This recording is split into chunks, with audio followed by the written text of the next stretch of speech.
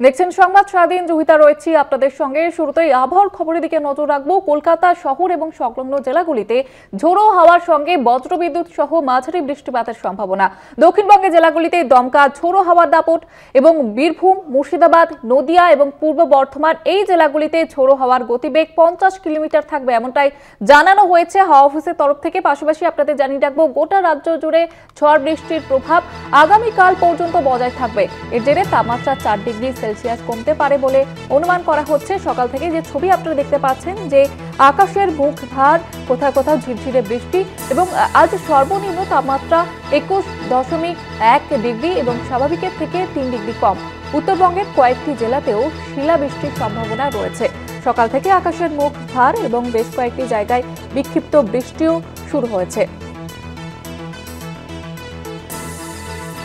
কলকাতায় বজ্রবিদ্যুৎ সহ বৃষ্টির সম্ভাবনা, বইবে ঝোড়ো হাওয়া। পাশাপাশি আপনাদের জানিয়ে রাখবো, সকাল থেকেই আকাশের মুখ ভার। দক্ষিণবঙ্গে চলবে বৃষ্টি এবং 50 থেকে 60 কিলোমিটার বেগে দমকা হাওয়া এবং বৃষ্টির জন্য তাপমাত্রা আরও কমতে পারে, এমনটাই পূর্বাভাস দেওয়া হয়েছে আলিপুর আবহাওয়া দপ্তরের তরফ থেকে।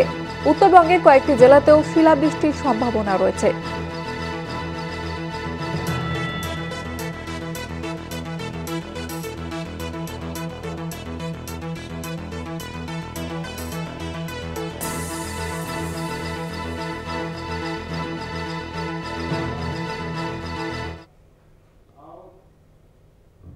কলকাতা শহরের ছবিটা আপনারা দেখতে পেলেন এবং পাশাপাশি যেমনটা আলিপুর আবহাওয়া দপ্তর সূত্রে আগে থেকে জানানো হয়েছিল যে দক্ষিণবঙ্গের বেশ কয়েকটি জেলাতেও কিন্তু এই সম্ভাবনা রয়েছে। বাঁকুড়ার ছবি এই মুহূর্তে আপনারা দেখতে পাচ্ছেন, সেখানে সকাল থেকেই আকাশের মুখ ভার এবং সেই সঙ্গে ঝোড়ো হাওয়া।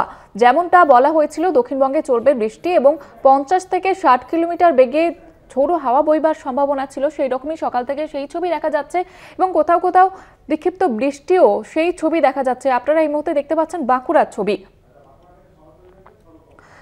এবং বাঁকুড়া থেকে সরাসরি রয়েছে প্রতিনিধি স্বরূপ গঙ্গোপাধ্যায়। বাঁকুড়ার এই মুহূর্তে কি পরিস্থিতি স্বরূপ?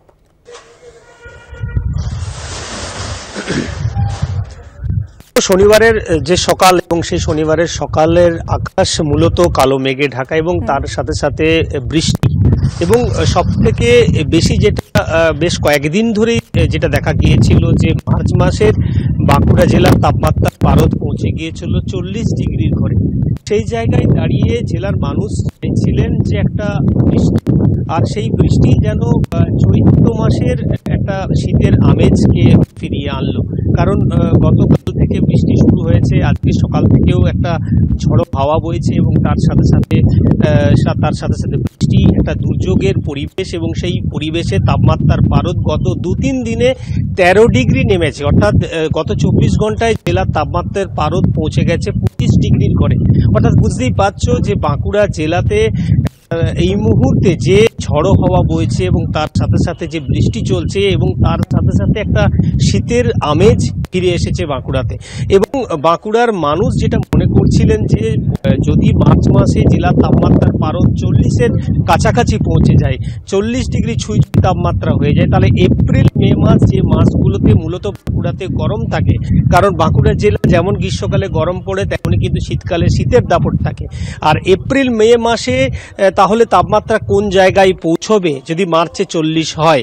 বেশ কয়েকদিন আগে জেলা তাপমাত্রার পারদ 39.6 ডিগ্রির ঘরে পৌঁছে গিয়েছিল এবং সেই জায়গায় দাঁড়িয়ে একটা শিলাবৃষ্টি, তারপরে একের পর এক বিক্ষিপ্ত ধরনের বৃষ্টি এবং গতকাল থেকে জেলা জুড়ে কিন্তু বৃষ্টি শুরু হয়েছে।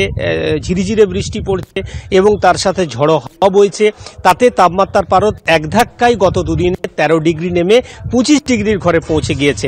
অর্থাৎ একদিকে দুর্যোগের পরিবেশ, শীতের আমেজ চৈত্র মাসে ফিরে এসেছে এবং আজকের সকালের যে চিত্রটা, মেঘ একদম আকাশে কালো মেঘ রয়েছে, ঝড়ো হাওয়া বইছে এবং তার সাথে বৃষ্টি পড়ছে, একটা অঘোষিত বন্ধের চেহারা নিয়েছে জেলা জুড়ে, এটা বলা যায়। একেবারে ধন্যবাদ জানাবো স্বরূপ। আমাদের সঙ্গে সরাসরি ছিলেন প্রতিনিধি স্বরূপ গঙ্গোপাধ্যায়।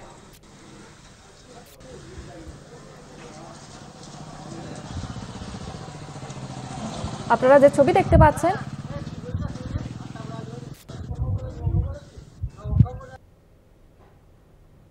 বাঁকুড়া, বীরভূম, পূর্ব বর্ধমান, মুর্শিদাবাদে ঝোড়ো হাওয়ার সম্ভাবনা রয়েছে। পাশাপাশি কিন্তু যে শিলাবৃষ্টি হওয়ার সম্ভাবনা রয়েছে আলিপুর আবহাওয়া দপ্তর সূত্রে এমনটাই জানা যাচ্ছে।